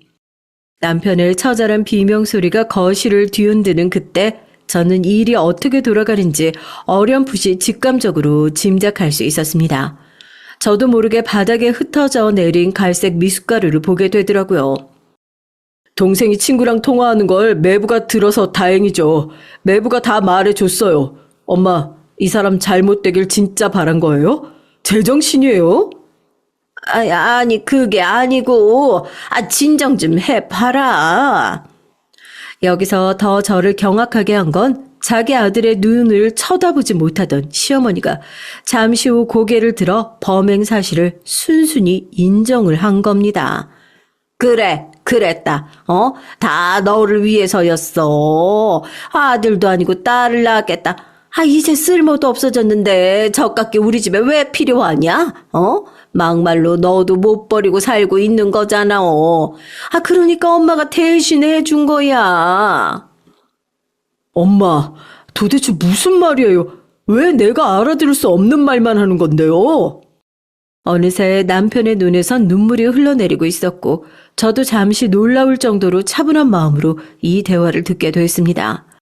시어머니는 처음부터 마음에 들지 않았던 저를 제거하기 위해 미숫가루에 아는 아줌마를 통해 구해온 독버섯 가루를 탔다고 말했고 왜 남편에게 저를 버리지 않는 거냐고 소리를 질렀어요. 그리고 입이 가벼운 시누이를 탓하며 끝까지 분해하셨죠. 정말 놀랍게도 말이에요. 시어머니가 분명 믿고 독살스러운 분인 건 맞았지만 그렇다고 해서 누군가를 죽일 수 있는 그런 무서운 사람이라고는 생각도 못했는데 순간 팔에 소름이 돋더라고요. 남편도 너무 화가 난 나머지 시어머니의 멱살이라도 잡을 기세였습니다. 근데 그 순간 전 이성이 먼저 앞서더라고요. 남편을 제지하고 핸드폰을 가져와 달라고 한 뒤 112 버튼을 눌렀죠. 여기 저 죽이려고 한 사람 있어요. 제 시어머니예요. 지금 빨리 와주세요. 침착한 제 말이 끝나자마자 시어머니 놀라 저를 바라보더라고요. 저는 미숫가루에 손도 대지 말라고 한 후 경찰을 기다렸습니다. 경찰이 와도 모든 걸 있는 그대로 진술했고요. 경찰 역시 가족 사이에 이런 일이 벌어졌다는 것에 약간 놀라운 눈치더라고요. 요즘에 왜 이런 사건들이 늘어나는지 모르겠네요. 어떤 분이 한숨조로 이런 말씀을 하시는 걸 들었습니다. 그런데 상황이 커지자 시어머니는 그제야 온몸을 벌벌 떨면서 이럴 것까진 없다고 하시더라고요. 범행을 저지르고도 뻔뻔하게까지 했죠. 가족끼리 이러는 거 아니다, 응? 예, 며느라, 그러지 말아라. 제발 용서해다오. 아이, 아들아, 엄마가 널 위해서 그런 거야. 내가 누굴 위해 그랬겠니? 다 너를 위해서 그랬던 거라고. 엄마 네가 새장가 되길 바랬어. 저것만 없으면 네가 다시 엄마한테 착한 아들이 될 줄 알았다고. 얘들아, 제발 한 번만 용서해줘. 니네가 날 버리면 나는 영영 혼자다. 시어머니는 자신이 죗값을 치를 때가 돼서야 두려움을 느꼈는지 무릎을 꿇고 제게 남편에게 빌었습니다. 하지만 남편은 말했죠. 자신을 한 번도 이런 추악한 짓을 원한 적이 없으며 엄마가 그런 사람인지 상상도 못했다고. 이제 모자지간의 인연을 끊자고 말입니다. 내 아이에게도 엄마를 할머니라고 소개할 수 없을 것 같아요. 엄마는 이 사람뿐 아니라 내 애도 해쳤을 사람이에요. 난 이제 엄마가 너무 무서워요. 남편의 말에 시어머니는 엉엉 울음을 쏟아냈습니다. 시누이도 와서는 선처를 부탁한답시고 함께 무릎을 꿇었는데 사실상 시누이도 공범이나 마찬가지였죠. 모든 계획을 알고도 가만히 방관하고 있었으니까요. 전 그 사실 역시 경찰에게 말했습니다. 그 후 모든 것이 혼란 속에 있었어요. 시누이 쪽은 어떻게든 실형을 줄이고자 비싼 대형 로펌 변호사를 샀다고 하더라고요. 하지만 그렇다고 사람의 죄가 어디 그리 쉽게 덮어질까요? 나중에 알게 된 사실이지만 미숫가루에 탄 독버섯 가루는 시누이가 구해다 준 것이라고 하더라고요. 참 무섭죠.